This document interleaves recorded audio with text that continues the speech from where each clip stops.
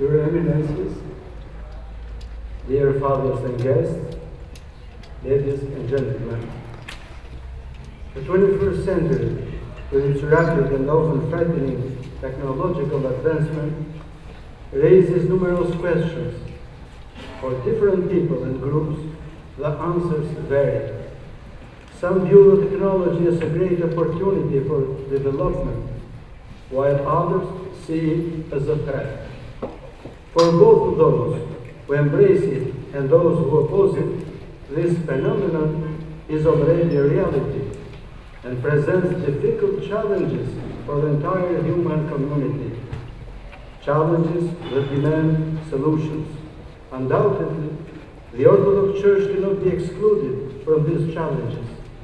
It must confront them, not merely to defend itself, as has, unfortunately, often happened, but also to find original and creative solutions as part of its global responsibility. Although the treatment of technological issues presents a wide and very complex range, I would like to address in this paper an important aspect of the human being's approach to new technology, stemming from extensive clinical experience in the field of the mental health. This experience reveals a common element that spans a broad spectrum of psychological disorders, the inability to manage. Whether it concerns the inability to manage emotions as observed in emotional and personal disorders, a condition that contemporary scientific research describes as emotion dysregulation, or the inability to manage thoughts in psychotic disorders, or the inability to manage impulses in addictions, the person suffering psychologically is overwhelmed by internal or external forces that exceed their capacity. This clinical observation takes a new and urgent dimension in the era of digital technology, where statistical data confirm the magnitude of phenomenon. An increasing difficulty is observed in managing digital overload, the flood of information, and pressure for constant connectivity, internet addictions, nomophobia, fear of being disconnected from one's mobile phone, digital fatigue, and social comparison syndrome now constitute documented psychological conditions. According to 23 meta-analysis, approximately 20% of individuals display mild symptoms of nomophobia, 50% moderate, and 20% severe. A systematic review of digital fatigue and social comparison syndrome now constitute recognized psychological conditions. The consequences are manifold, particularly among youth, where according to the U.S.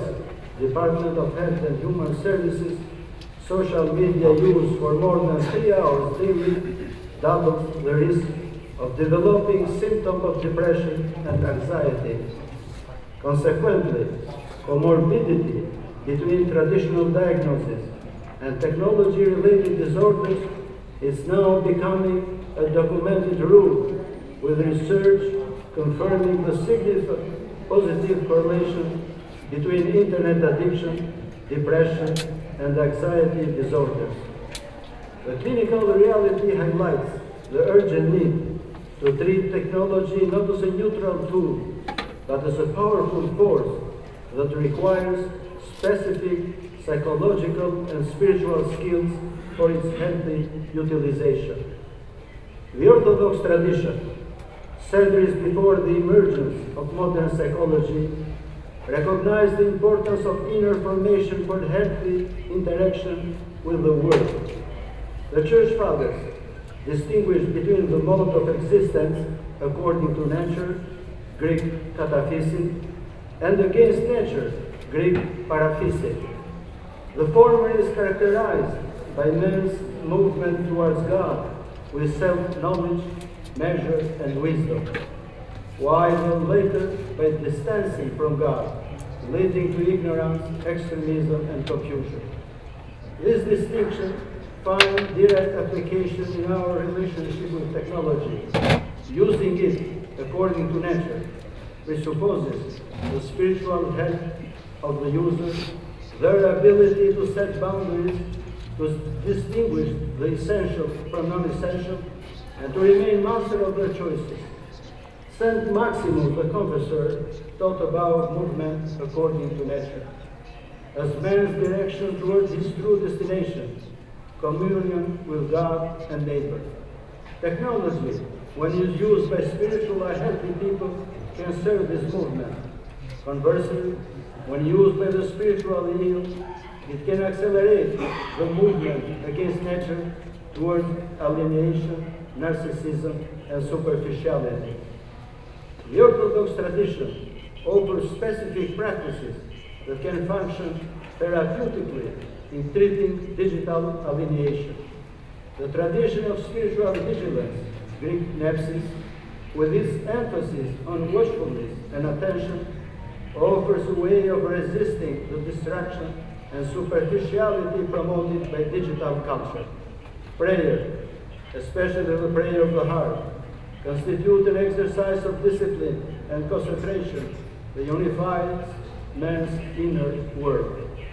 The ecclesial community, with its emphasis on direct, face-to-face communication, constitutes an antidote to virtual communications. Participation in the liturgical life of the Church, with its multisensory nature, icons, incense, psalmody, and the taste of the Holy Communion, as the psalmist urges, taste and see that the Lord is good, offers a holistic experience that resists the disembodiment of digital existence. It can be proposed that the ascetic tradition of abstinence can be extended to our relationship with technology, and digital asceticism includes periods of disconnection and conscious limitations can help cultivate a freer relationship with technology. Finally, the mystery of confession, as a practice of self-knowledge and accountability, can contribute to treating digital addictions. The concept of discernment, Greek diakrisis, occupies a central place in the Orthodox spirituality. Anthony the Great, as transmitted to us by John Cassian, called it the greatest virtue, recognizing the importance of the ability to distinguish between truth and falsehood, the beneficial and the harmful. In the digital age, discernment takes a new importance. Daily we are bombarded with information and algorithms designed to manipulate our attention. Cultivating digital discernment requires spiritual maturity. The Fathers taught that discernment is cultivated through prayers, humility, and guidance from spiritual directors. Today, we need a new form of spiritual guidance. The Church is called to develop a digital pastoral care that will offer criteria of discernment for confronting the challenges of the digital age. The Church call to sanctification encompasses the totality of human life. Orthodox theology teaches that the purpose of human life is deification, theosis, the transformation of all existence through union with God, as Athanasius the Great summarizes, for he became man that we might become divine. The sanctification of technology does not mean the sacralization of devices, but the transformation of how we use them for purposes that harmonize with God's will. The Church is called to offer a theology of technology that will recognize its potential while also highlighting its dangers.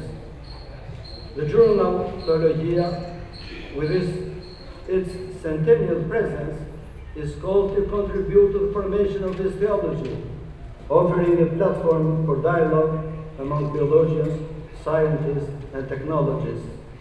On the threshold of its second century, it has the opportunity to highlight the relevance of Orthodox tradition, contributing to the sanctification of technology and promotion of a more human relationship with it. Ευχαριστώ πάρα πολύ.